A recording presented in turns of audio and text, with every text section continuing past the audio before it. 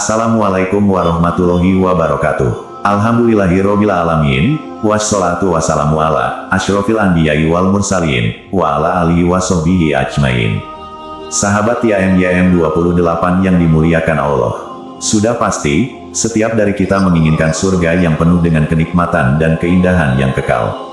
Tetapi, memang kita meyakini dan menginginkan keindahan surga, namun tidak sedikit dari kita tetap tidak melakukan ketaatan dan justru lebih condong melakukan kepada kemaksiatan dan dosa.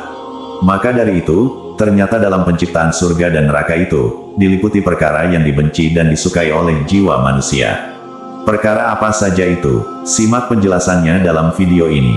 Dari Anas bin Malik radhiyallahu anhu, bahwasanya Rasulullah shallallahu alaihi wasallam bersabda, surga itu diliputi perkara-perkara yang dibenci oleh jiwa, dan neraka itu diliputi perkara-perkara yang disukai syahwat. Hadis riwayat Muslim nomor 2822, At-Tirmidzi nomor 2559, dan Ahmad nomor 14062. Penciptaan surga dan neraka ini juga terkandung dalam hadis dari Abu Hurairah radhiyallahu anhu, bahwasanya Rasulullah shallallahu alaihi wasallam bersabda, ketika surga dan neraka diciptakan, Allah Ta'ala mengutus Jibril alaihissalam pergi ke surga seraya berfirman, lihatlah ia dan perhatikanlah segala sesuatu yang aku sediakan bagi penduduknya kelak. Nabi Shallallahu alaihi wasallam melanjutkan, Jibril pun mendatangi, melihat dan memperhatikan segala nikmat yang Allah sediakan bagi penduduk surga. Kemudian Jibril kembali kepada Allah seraya berkata, demi kemuliaanmu, tidak ada seorang pun yang mendengar tentang berita surga kecuali ingin memasukinya. Kemudian Allah memerintahkan surga sehingga ia diliputi perkara-perkara yang dibenci jiwa. Lalu Allah Ta'ala memerintahkan Jibril, kembalilah kepadanya dan lihatlah segala sesuatu yang aku sediakan bagi penduduk surga. Maka Jibril pun kembali ke surga dan ia temui bahwasanya surga telah diliputi dengan perkara-perkara yang dibenci oleh jiwa manusia. Kemudian Jibril menadatangi Allah Ta'ala seraya berkata, demi kemuliaanmu sungguh aku khawatir tidak ada seorang pun yang bisa memasukinya. Lalu Allah memerintahkan, pergilah ke neraka, lihatlah dan perhatikanlah siksaan yang aku sediakan bagi penghuninya kelak. Maka ketika di neraka terdapat api yang menyala-nyala dan bertumpuk-tumpuk, Jibril kembali kepada Allah Ta'ala dan berkata, demi kemuliaanmu tidak ada seorang pun yang ingin memasukinya. Kemudian Allah Ta'ala memerintahkan agar neraka dipenuhi dengan perkara-perkara yang disukai syahwat. Allah Ta'ala berfirman, kembalilah padanya. Jibril pun kembali ke neraka dan berkata, demi kemuliaanmu, aku khawatir tidak ada seorang pun dari hambamu yang bisa selamat dari siksaan neraka. Sunan At-Tirmidzi dalam kitab Al-Jannah nomor 2758. Hasan Sahih. Dari kedua hadis tersebut, maka dapat diambil hikmahnya dengan penjelasan berikut yaitu, 1. Neraka itu diliputi oleh perkara yang disukai nafsu syahwat. Allah menciptakan nafsu syahwat untuk manusia, agar manusia bisa melawannya dan memperoleh kemuliaan dari Allah. Syahwat ini biasanya cenderung berupa dorongan untuk melakukan keburukan, yang membuat seseorang tunduk serta taat kepada tuntutan nafsu syahwat serta dorongan-dorongan setan. Allah berfirman, sesungguhnya jiwa manusia itu menyuruh pada kejelekan kecuali jiwa yang dirahmati Tuhanku. Quran Surah Yusuf ayat 53. Di balik syahwat, Allah juga menciptakan akal untuk mempelajari dan menelaah perkara-perkara mana yang baik dan mana yang buruk. Apabila seseorang hanya memperturutkan hawa nafsu syahwatnya, tanpa disertai akal dan iman, maka ia akan sesat, bahkan lebih sesat atau hina dari binatang.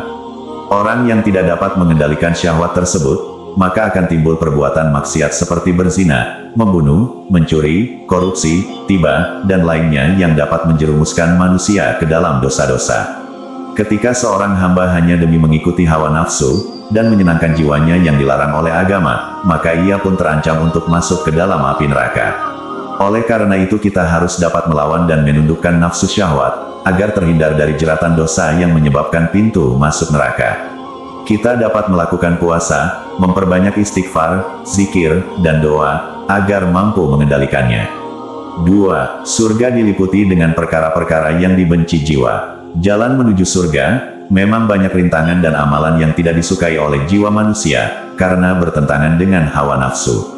Hal ini menandakan bahwa, jiwanya sering menolak melaksanakan perintah Allah, seperti malas atau tidak mendirikan sholat wajib 5 waktu, tidak menunaikan zakat, infak, dan sedekah, tidak berpuasa, tidak mau berjihad di jalan Allah, dan tidak mau menuntut ilmu agama.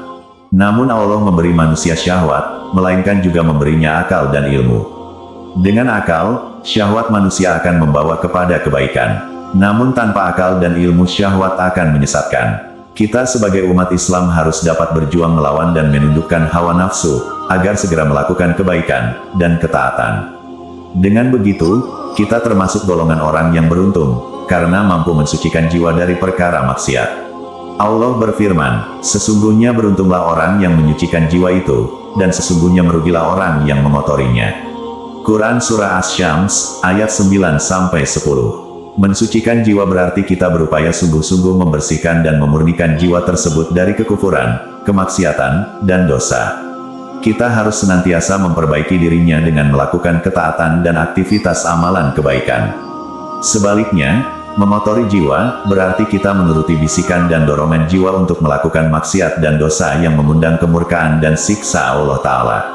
Allah Ta'ala telah membentuk dua potensi jiwa pada diri manusia, yaitu nafsun amaratun bisu, jiwa yang selalu memerintahkan untuk melakukan keburukan, dan nafsun mutmainah, jiwa yang damai dan tenang.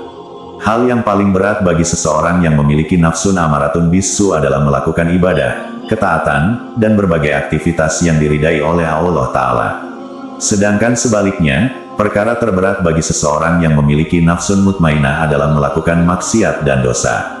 Sebagaimana firman Allah Ta'ala, dan aku tidak membebaskan diriku dari kesalahan karena sesungguhnya nafsu itu selalu menyuruh kepada kejahatan, kecuali nafsu yang diberi rahmat oleh Rabbku.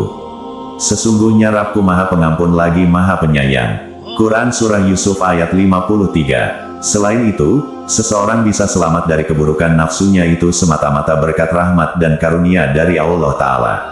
Allah Ta'ala berfirman, sekiranya tidaklah karena karunia Allah dan rahmatnya kepada kamu sekalian, niscaya tidak seorang pun dari kamu bersih dari perbuatan-perbuatan keji dan mungkar itu selama-lamanya, tetapi Allah membersihkan siapa saja yang dikehendakinya.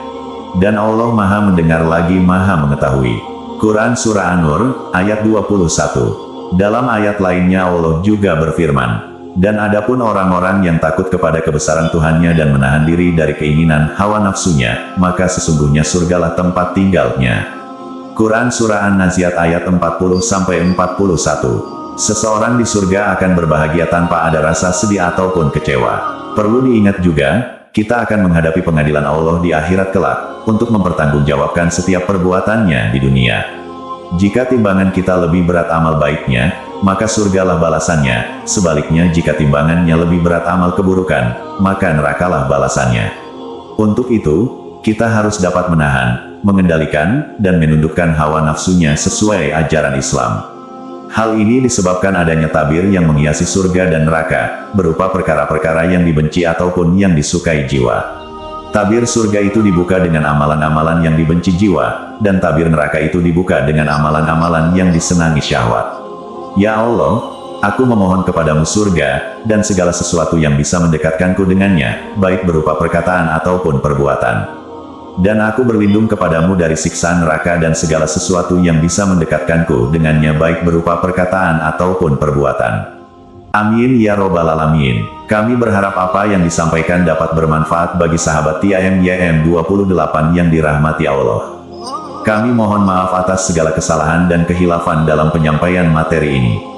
Wallahu alam bisawab. Wassalamualaikum warahmatullahi wabarakatuh.